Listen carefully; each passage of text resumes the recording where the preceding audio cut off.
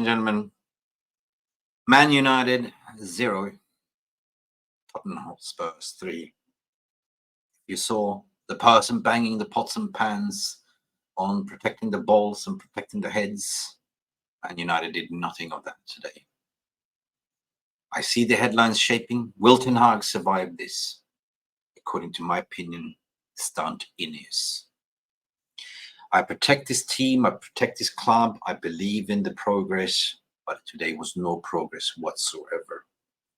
From conceding but 621 total passes for Spurs versus our 377 passes speaks volume.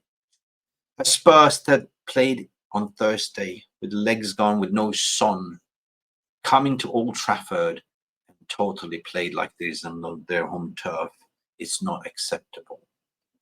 100% hell no acceptable. It's like you invited your robbers to come to your house. They take your TV, they take your PlayStation, they take your wife and the children, and on the way out you offer them takeaway some biscuits for the sweet tooth. We absolutely look shocked. Is there any positive to take away from this game? In my opinion, no. Is it on the fault of the manager? Yes. In a way, how can you start Rashford, shoehorning him because you believe he's going to score your goals, the most valuable asset? I'm not going to point fingers, but again, you should play Garnacho when Garnacho is best, and you should start Amadiel on the right, and that's it, right? Defensively, we've been well versed this season, but today it looked like the players were just totally overwhelmed. Maybe it was that everything was riding on this game, that we need to win this, and the players' mentality just totally, they looked shell-shocked, they looked rattled, they looked totally gone. They had a bad day at the office, but in order to have a bad day at the office, you got to turn up to the office. Everyone knows that. Everyone knows that. Now what happened in the first conceded goal? Who's to blame? Rashford drives the ball and loses it to Mickey van der Ven. My name is Mickey too, right? And then Mickey did a Mickey Mouse. Rashford stopped running. And it was an exactly replica from the FC21 one goal in the Europa League. Mickey van der Ven, he couldn't believe it. Goofy long legs, Rashford stopped running. Mickey was running all the way to the byline and did a cut in. And where was Diego Dalot? Same as FC20 in the midfield. Where was our left back? It was a tap in for Brendan Johnson. 1-0. Okay. Cool. We're thinking now we're going to kick off a little bit. Now that's a wake-up call, but no, we're still sleeping. Spurs played on Thursday. When did we play? Wednesday. We had one day more rest. But guys, I'm afraid that at the end of the day, total shots on target, 10 versus 2. Yeah? 24 shots versus 11. 39 ball possession for us.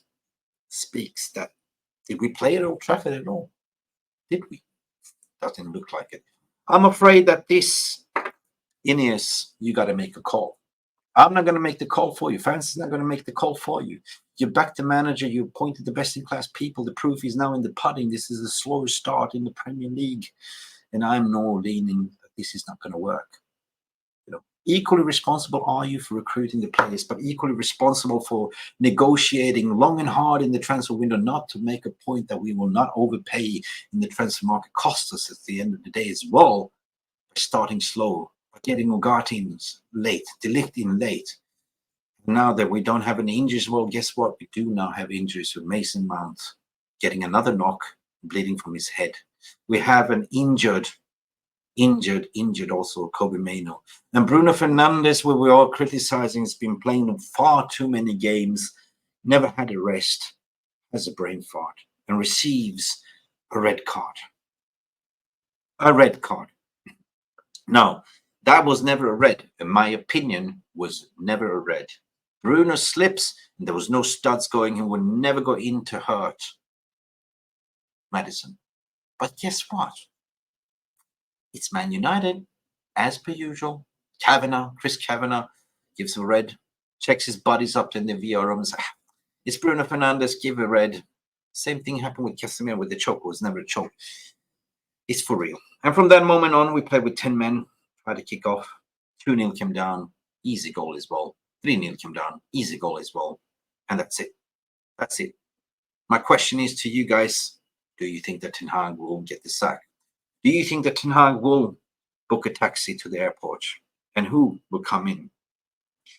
When I think back this week, there were some stories surfacing around Ole Gunnar Solskjaer. Why would they come out in the media? You see, Ineos is all care about the PR and of course, the new custodians of the club. After the win of the FA Cup, they got shit scared. They were planning to sack him. True.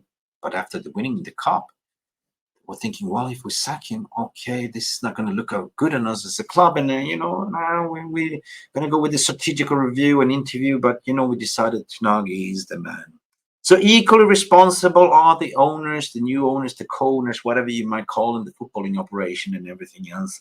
So who's going to replace Ten Hag at the end of the day? But if you're going to sack the manager, pull the trigger now. Do it now. Don't wait till the Christmas. You can still salvage points, but who's going to come in? Ole Gunnar Solskjaer. I said, well, listen. The truth is, if you broke up with your ex, you never go back to the ex. Yes, it might not be fun for the first 2 weeks. You remember the good old times, but you can't fix a broken mirror. That's the thing. Yeah, you can glue back the mirror, but you will always see the cracks in it. And the cracks will start appearing again. Players will bounce out with all happy, free flow football. Yeah. No respect. But then we will be back in the shit again. I am lost for words, people. I don't know what to say anymore. It is what it is. Man United 0, Spurs 3, and we let this happen. I feel sorry. Congratulations for Spurs for actually going away with 3 points. That was the only positive for them. I feel sorry for the match-going fans who started to piss down rain for witnessing this.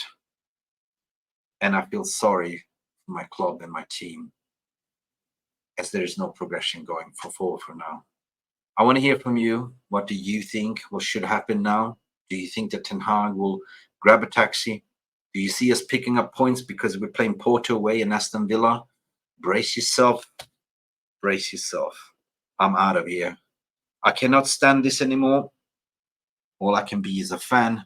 As a content creator, it hurts me to sit here in pain and anxiety. This is football, people. This is the club that we love. And there's a reason where we hurt and suffer. Until then, see you till the next time. Stay beautiful, people. Don't think about it. Switch off for a while. Don't let the media and everything, that negativity that you've seen. And hopefully I wasn't too negative. I'm a realist here, and I don't see Ten Hag surviving this unless Ines or chicken shit. It's been Mick Ruby here, MUFC Realist TV. Having my say. And today was a shitful day. Bye for now. Oh, like and subscribe. Cheers.